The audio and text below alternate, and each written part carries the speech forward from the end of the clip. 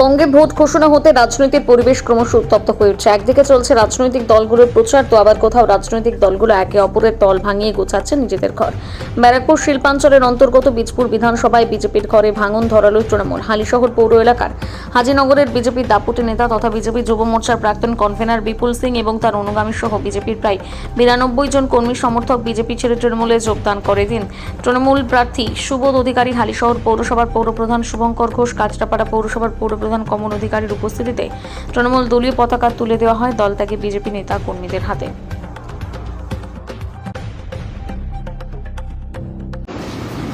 থেকেও অনেক লোক আমাদের পরিবারে সামিল হয়েছে।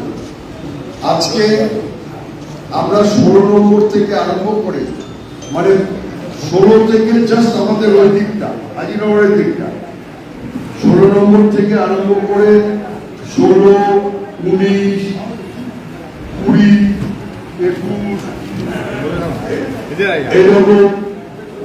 এরকম এলাকা থেকে, ওয়ার্ড থেকে আমরা আজকে বিপুল সিং এর নেতৃত্বে, বিপুল সিংকে সেই পরিচয়টা আগে আপনাদেরকে একটু দিয়ে দিই।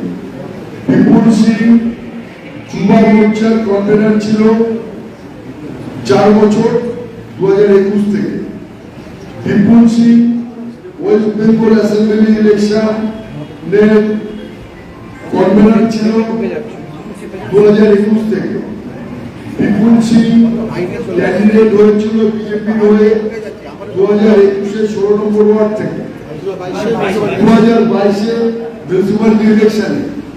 বিপুল সিং এর নেতৃত্বে, যে বিপুল সিং বিজেপির একটা বড় জায়গা পোর্টফোলিও হোল্ড করত, এবং বিপুলের তৃণমূল কংগ্রেসে কেন যোগদান করলো? দেখুন, সবার প্রথমে আপনাদের জানাই, মানে আমাদের আজকে জয়েন করছি আমাদের এমএলএ সাহেব, হাত ধরে এমএলএ সাহেব, আমাদের চেয়ারম্যান সাহেব আছেন, আমাদের তৃণমূলের নেতৃত্বরা আছে, সবাইকে ধন্যবাদ জানাই যে আমাকে তৃণমূল কংগ্রেসে যোগদান করার জন্য। দেখুন, আমি তৃণমূল কংগ্রেসে কেন জয়েন করলাম, তার থেকে বড় কথা আমি বিজেপি কেন ছাড়লাম। বিজেপি আমি 2017 সাল থেকে বিজেপি করি। এমএলএ সাহেব যেটা বললো, বিজেপির ব্যাপারে যদি বলা শুরু করি তাহলে শেষ হবে না। ওদের যা কার্যকলাপ, ওরা যেভাবে করে মানুষকে ভুল রাস্তায় পরিচালনা করে, তো সেখানে দাঁড়িয়ে বিজেপি সাধারণ মানুষ যারা আছে তারা বিজেপি করবে না। আগামী দিনে আপনি দেখবেন, সামনের সপ্তাহে আপনি আরো অনেক কিছু দেখতে পাবেন। যেখানে তৃণমূল কংগ্রেস জয়েন করার কথা, 2021 সালে আমাদের বিধায়ক সাহেব জিতে আসার পরে আমাদের বীজপুরবাসীকে যেভাবে করে কোণের মধ্যে আঁকড়ে রেখেছে, আপনি পুরো বীজপুরকে ঘুরে দেখবেন, চারিদিকে রাস্তা থেকে শুরু করে আমাদের খেলার মাঠ থেকে শুরু করে প্রত্যেকটা কাজে উনি যেভাবে উন্নতি করে আগে নিয়ে গেছে বীজপুরকে। আমরা চাই, আমরা বীজপুরবাসী, আমরা যারা আমরা সাধারণ কর্মীরা আছি, ওনারা আমরা আজকে জয়েন করেছি, ওনার নেতৃত্বে আমরা কাজ করবো, আমরা হাত মজবুত করবো।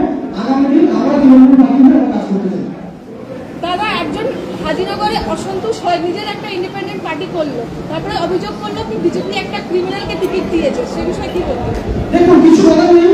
উনি আজকে যে বিজেপি পার্টিটা করতেন আমাদের জন্মের আগে থেকে, আপনি যার কথা বলছেন উনি হলো আমাদের নেতৃত্ব, আমাদের মিশ্রা, উনি আমাদের জন্মের আগে থেকে পার্টি করেন। উনার মতন ব্যক্তিত্ব যখন এই কথাটা বলছে, তারপরে ভেবে নিই বিজেপি পার্টি আগামী দিন যদি এখানে যদি ক্ষমতায় আসে, আমরা 2019-এর কাজ কিছুটা আমরা দেখতে পেরেছি। ওনার মতন যদি ক্যান্ডিডেট যদি এখান থেকে এমএলএ হয়, তাহলে আমাদের সাধারণ মানুষের সুরক্ষাটা কোথায় যাবে সেটা আমরা জানতে বুঝতেই পারছি।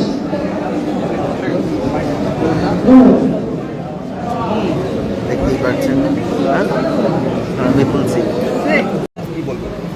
আপনারা দেখছেন যে কেন্দ্রে যে বিজেপি সরকার রয়েছে, সেই সরকার 2014 থেকে নিয়ে আজকে 26 পর্যন্ত এই 12 বছরে যা যা প্রতিশ্রুতি দিয়েছিল একটাও পালন হয়নি।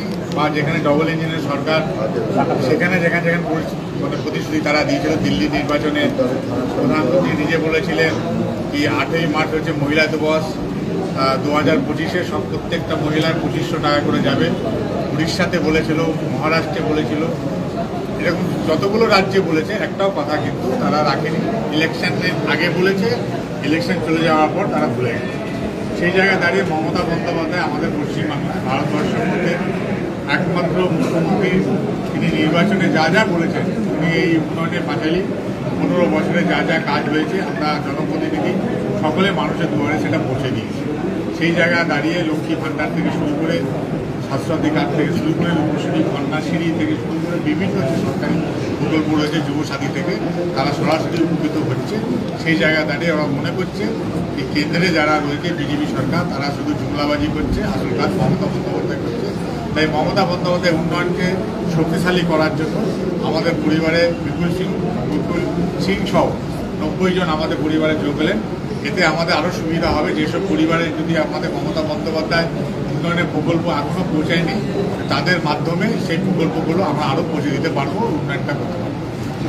Thank you.